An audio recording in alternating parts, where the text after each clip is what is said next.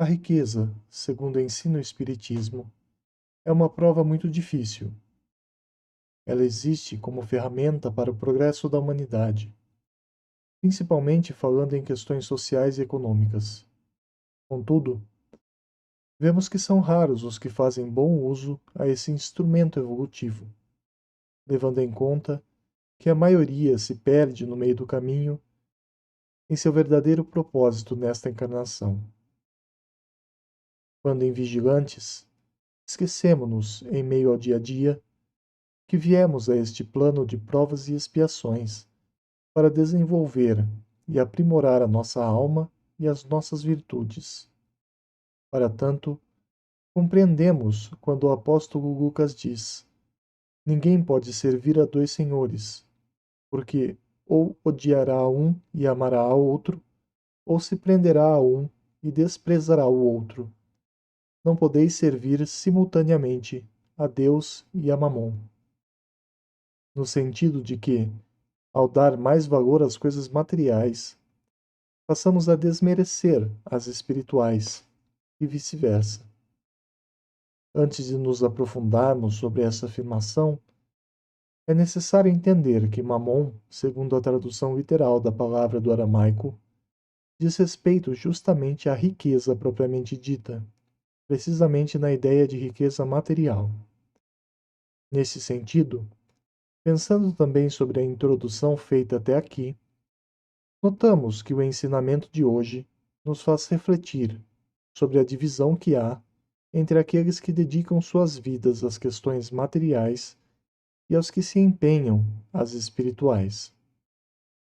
Caminhando com esta proposta, percebemos que não é possível seguir os dois ao mesmo tempo, porque o primeiro coloca a matéria e suas vertentes como mais importante, enquanto o segundo nos lembra das responsabilidades morais como ponto fundamental para se desenvolver durante a passagem na Terra. Quando entendemos isso, notamos, de pronto, o quanto é fácil se desviar, principalmente das questões espirituais, deixando-as em segundo plano, devido às facilidades e aos confortos que a riqueza material proporciona. Isso, é claro, pensando com a mentalidade daqueles que não veem senão esta única e passageira vida. O que quero dizer com isso é que toda a comodidade e as facilidades advindas das fortunas mundanas tornam muito difícil e raro encontrar aqueles que utilizam o instrumento da riqueza a favor de seu próximo e de sua própria evolução espiritual. Justamente porque, comumente, ir ao encontro das leis divinas indica, de certa forma, sacrifício das questões materiais. Não necessariamente no sentido comum da palavra sacrifício, no qual é preciso abrir mão de uma coisa em benefício de outra, mas muito mais no sentido de compreender que a riqueza não foi feita para um ou para poucos indivíduos. Em outras palavras, de forma mais direta, não foi feita apenas para você ou para mim, mas para o florescimento de toda a humanidade. Com isso, afirmo que o sacrifício em questão se trata do relacionado ao egoísmo e à avareza. Entretanto, é mais conveniente permanecer nas regalias do que se esforçar em encontrar alternativas salutares para fazer bom uso dos recursos materiais que se tem em prol do crescimento coletivo. Esta é a razão da célebre frase: é mais fácil que um camelo passe pelo buraco de uma agulha do que entrar um rico no reino dos céus. A dificuldade está, ironicamente, nas facilidades que a riqueza traz. Assim, a partir do momento que damos ouvidos a tal senhor, estamos exercitando nosso egoísmo, desviando-nos dos princípios cristãos. Todavia, eu questiono: então não devo almejar riquezas materiais, ou sucesso profissional, ou confortos mundanos? É claro que este não é o ponto. Afirmar isso é levar ao pé da letra a passagem, sem interpretá-la pelo que há de especial.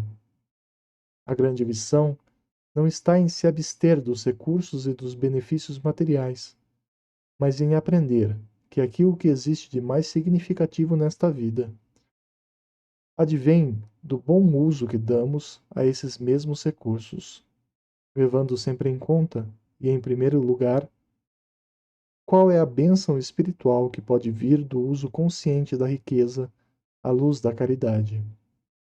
É fácil de entender. Basta se perguntar: a forma como uso minhas posses materiais me aproxima ou me afasta da prática do amor? A resposta é dada à luz da consciência e nos serve de alerta para onde estamos conduzindo nossas vidas e nossas escolhas. Nos indica a qual Senhor servimos no âmago de nossa alma.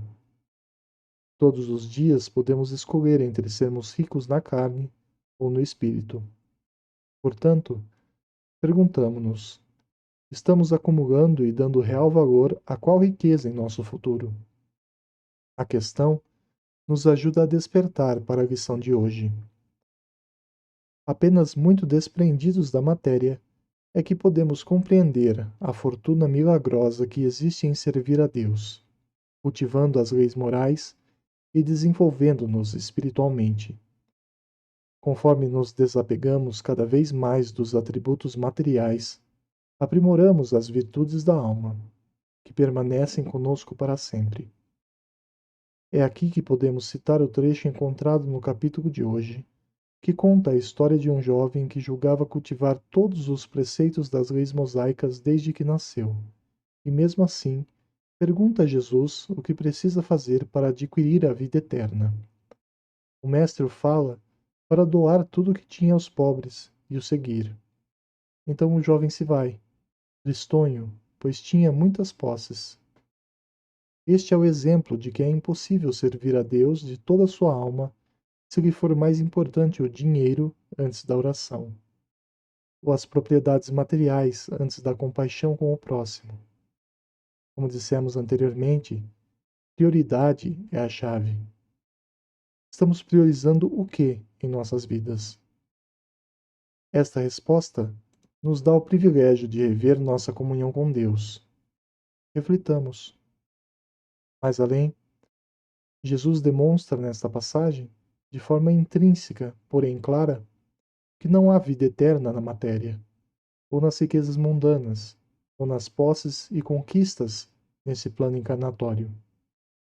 Mas ela só se conquista realmente ao compreender que esta mesma matéria é apenas uma ferramenta para o despertar da alma, que a verdadeira e eterna vida se encontra muito além desse aglomerado de átomos e moléculas, efêmeros e passageiros. Em outras palavras, descobre-se no exercício das leis divinas em nosso cotidiano, apesar do que a matéria possa fazer para intervir. Por fim, esta passagem, mais uma vez, nos pede para refletirmos sobre nossa necessidade de nos mantermos apegados à matéria antes de nos aconchegarmos nos braços de Deus, através da fé e da caridade. Cada um guarde as perguntas e as respostas consigo sobre o tema de hoje. E, se Deus nos permitir, que escolhamos com sabedoria o que será do dia de amanhã, tentando utilizar dos recursos que temos em prol de nossa evolução espiritual e não do acúmulo de coisas passageiras e supérfluas. Que Deus nos abençoe.